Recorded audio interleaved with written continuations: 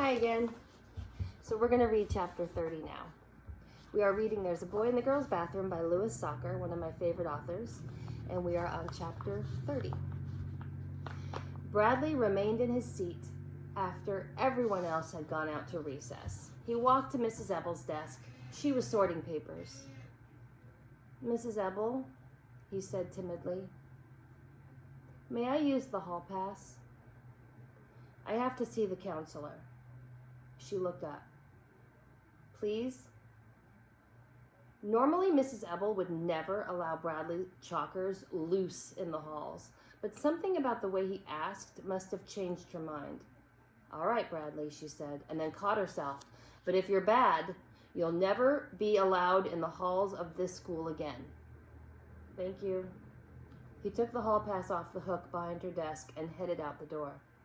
"You're welcome," Mrs. Ebble said to herself. He knocked on the door to Carla's office. How nice to see you today, Bradley," she greeted him. "I appreciate you coming to see me." He shook her hand, and then they sat around the round table. She was wearing the shirt with the squiggles on it. It was the one she wore the first time he saw her. He liked it, but not as much as the one with the mice. "I did my homework last night," he said. Carla beamed. "I'm so proud of you." "I ripped it up." "What?" "I ripped it up. I brought it to school, and I was just about to put it onto Mrs. Ebble's desk, but then I ripped it up." "Why did..." Carla started to ask. "Why did I rip it up?" he asked her first. "I don't know. Why did you?" He shrugged. She shrugged. They both giggled. "I was afraid you'd be mad," Bradley said when he stopped giggling. Carla shook her head. "You did your homework. That's the important thing. I'm so very proud of you, Bradley Chalkers." "I'm going to do all my homework from now on," he promised. "That's wonderful." "But what if I keep ripping it up?" he asked. "Why would you want to do that?" "I don't know. I didn't think I wanted to rip it up today." "The main thing is that you did it, and you learned some things by doing it, didn't you?" "What of means?" said Bradley. "What of means?" Carla repeated. "Times," said Bradley. She stared at him, baffled. "Oh, right," she said, as it all suddenly connected for her. "Okay, so even though you ripped up your homework, you still remember what you learned. You didn't rip up your memory. And when Mrs. Ebble gives the next arithmetic test, you'll know how to answer the questions." "If they don't change the rules," said Bradley. "What rules?" "Like, what if they decide to make of means subtraction?" "They won't change the rules," Carla assured him, "whoever they are." "But what if I rip up my test too?" he asked. Carla looked at him as if he was being silly. "Has Mrs. Ebble given you any homework for tomorrow?" she asked. "Tomorrow's Saturday." "Okay, for Monday?" "No, we never have homework over the weekend." He spoke like an expert, like he'd been doing homework for years. "But we have a book report due next week. Only what?" "I don't have a book. And Mrs. Wilcott won't let me check out any from the library." "Well, let's see," said Carla. "Do you think you might know somebody else who might let you borrow a book? Think hard now." Bradley looked around at all the books in her office. "May I borrow one of yours?" he asked. "Please? I won't scribble in it." Carla walked around the table and then picked out a book from a stack on top of one of her bookcases.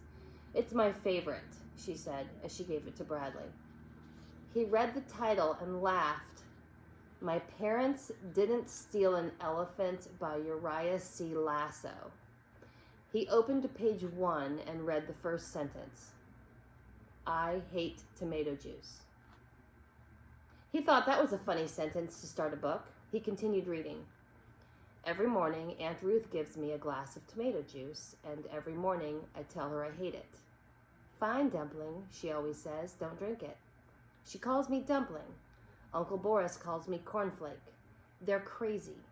One of these days, I'm afraid they're going to try to eat me. He glanced up at Carla and then returned to the book. My parents are in jail.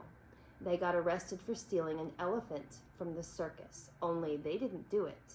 If they stole an elephant, I'd know about it, wouldn't I? I mean, if your parents stole an elephant, don't you think you'd know about it? I think the elephant just ran away. Her master was always mean to her. He whipped her and made her do stupid tricks. My parents used to complain about that a lot. That's why everybody thinks they stole her. So anyway, that's why I have to live with my crazy Aunt Ruth and Uncle Boris. If you ask me, they belong in the circus. They're crazy. Uncle Boris always smokes a cigar. It just hangs out of the corner of his mouth. When he kisses my aunt, he swings the cigar out of the way with his tongue and then kisses her out of the side of his mouth. I bet you think Aunt Ruth doesn't like it when he kisses her that way. Wrong. She always laughs when he does it. Like, sometimes she smokes a cigar too. I told you, they were crazy. Look, he even smokes his cigar while he's drinking tomato juice. The bell rang. Bradley was amazed by how quickly the time had passed. Do you want to have lunch together again, he asked. I'm sorry, I'm having lunch with the president of the school board, said Carla. I'd much rather eat with you. He didn't mind too much. At least he had her book to read. They shook hands, and then he walked back to class. He placed the hall pass back on the hook and took his seat. He knew he'd write a good book report because he had such a good book to read. I just hope I don't rip it up. And that's the end of chapter 30. More tomorrow. See you later.